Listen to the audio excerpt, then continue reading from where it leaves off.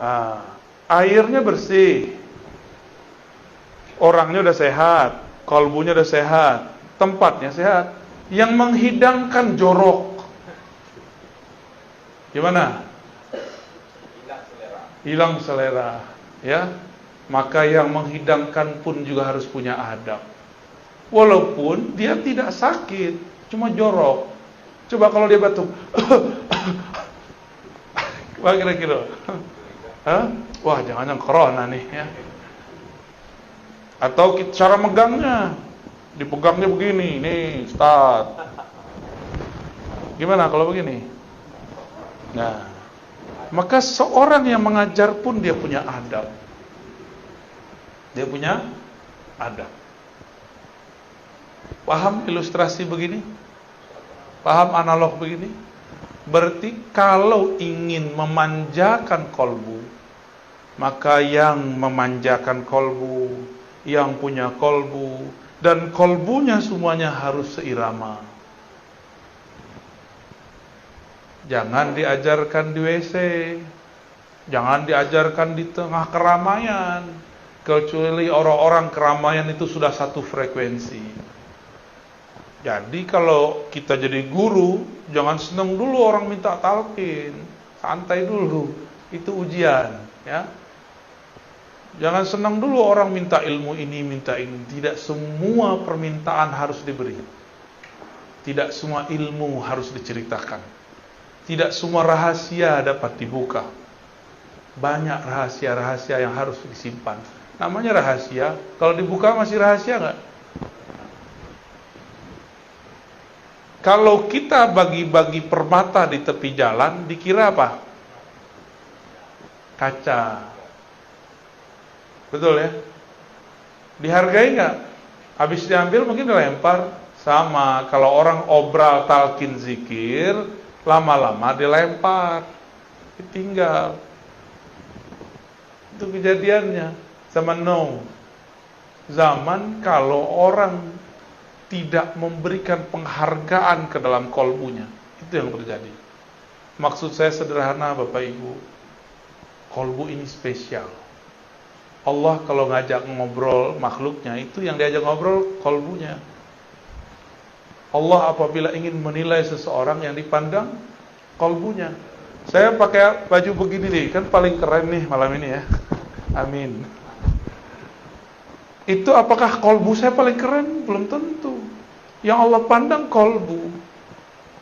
Jika terbersit sedikit saja saya merasa lebih alim, Allah benci kepada saya. Karena Allah mengatakan, yang alim cuma aku, wahai Ar-Razi. Kenapa engkau pakai sifatku? Itu sifatku. Sifatmu adalah lahir sebagai orang bodoh. Akulah yang memberikan ilmu kepadamu.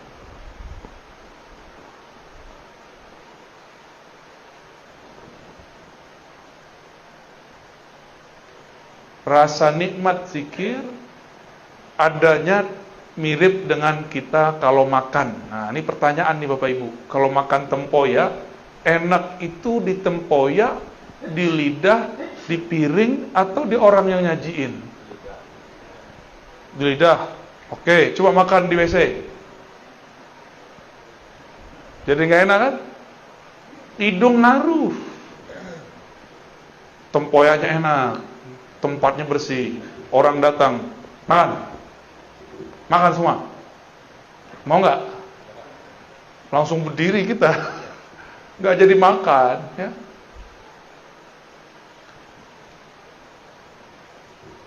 Maka semua ini perlu ada tekniknya. Kolbu di dalam Al-Quran ada kolbu mukmin, ada kolbu yang kedua, kolbu munafik. Saya setiap hari menuduh diri saya munafik, karena di hati lain, di pikiran lain. Cuma sudah terburu jadi doktor, dipanggil Buya, Tuan Guru. Akhirnya terpaksa lah ngajar. Aslinya saya nggak berani ngomong ini.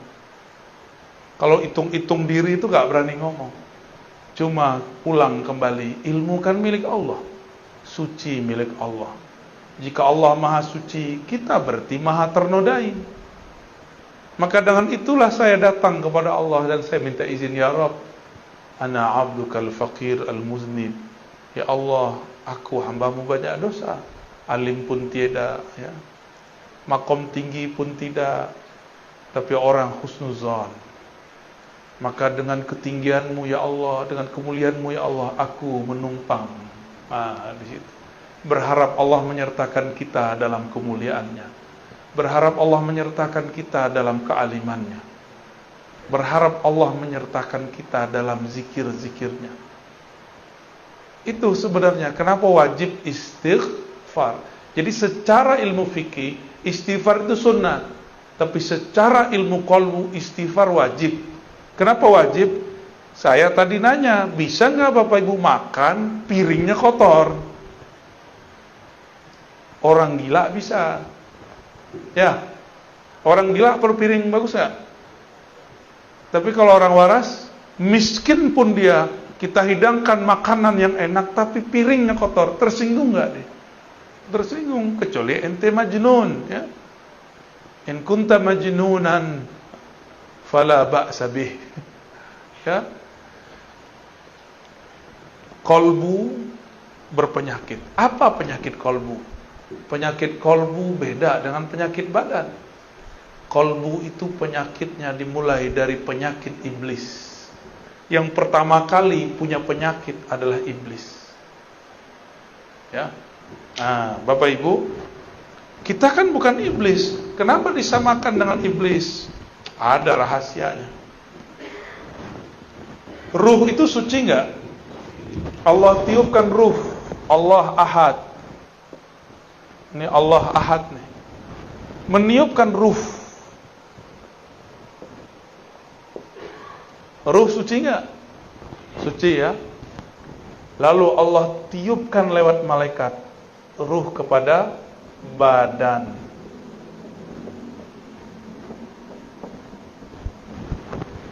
Tapi sebelum masuk ke badan, ini ada jarak di sini.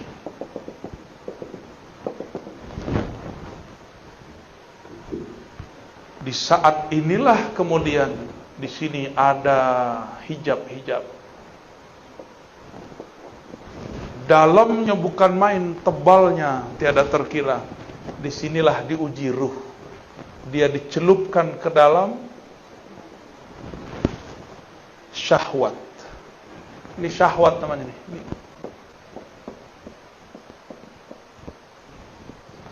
Ternyata syahwat itu berkaitan dengan badan.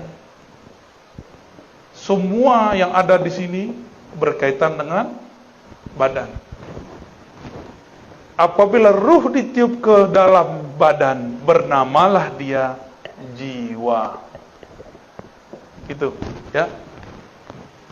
Jiwa itu punya kiblat sentral, sentralnya namanya qalbu.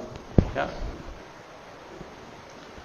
Asalnya ruh ini suci, tapi dicelupkan ke dalam syahwat. Maka syahwat itu terkait dengan badan. Ketika Allah tiupkan ke dalam tubuh ini, nyatu dengan otak. Di otak ada syahwat nggak? Keinginan rendah. Jadi syahwat bahasa Arab artinya keinginan rendah. Nyatu dengan mata. Di mata ada syahwat. Mata senang lihat yang jelek atau yang cantik, yang gagah, yang indah. Indah itu apa? Ya, kalau bagi Bang Adam alaihissalam indah itu Hawa. No, Adam namanya orang PPIR. Ya.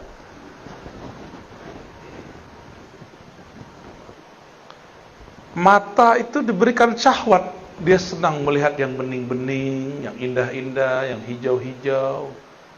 Walaupun di rumah sudah ada yang bening, yang cantik, capek kerja, nyari puncak, nyari kebun, nyari hiburan. Berarti kurang cukup memandang yang cantik, kita perlu yang indah. Orang yang sudah tinggal di kampung, kampungnya indah, Dia semua di kampung itu orangnya rancak-rancak, cuma kurang seksi. Maka dia pergi ke kota ingin mencari yang rancak-rancak plus seksi. Hitung-hitung cuci mata, Pak. Ya, benar begitu. Jujur aja nggak apa-apa kok. Hah? Enggak iya gitu. Ketika ditiupkan ke dalam badan, maka dia dicelupkan ke dalam syahwat. Sampai ke tangan suka megang, sampai ke perut suka makan, sampai ke kemaluan, sampai ke kaki, terus semuanya. Tidak ada kita yang selamat daripada kata syahwat, nggak ada. Mursyid, apalagi mursyid itu lebih besar ujian syahwatnya. Percaya nggak? Karena makannya paling enak. Kalau ada tamu datang masih makanan paling enak, ya enggak? Kalau ada fasilitas paling enak. Tapi si mursyid ujiannya paling berat. Paling berat ujiannya mursyid. Kalau mursyid dosanya lebih besar. Tapi kalau mursyidnya ahli ma'rifat, dia tahu cara pulang kepada Allah Subhanahu. Di situ si mursyid paham bahwa jadi mursyid bukan berarti jadi orang suci. Jadi mursyid berarti tahu cara mensucikan diri. Itu yang beda mursyid dengan bullshit. Beda-beda tipis.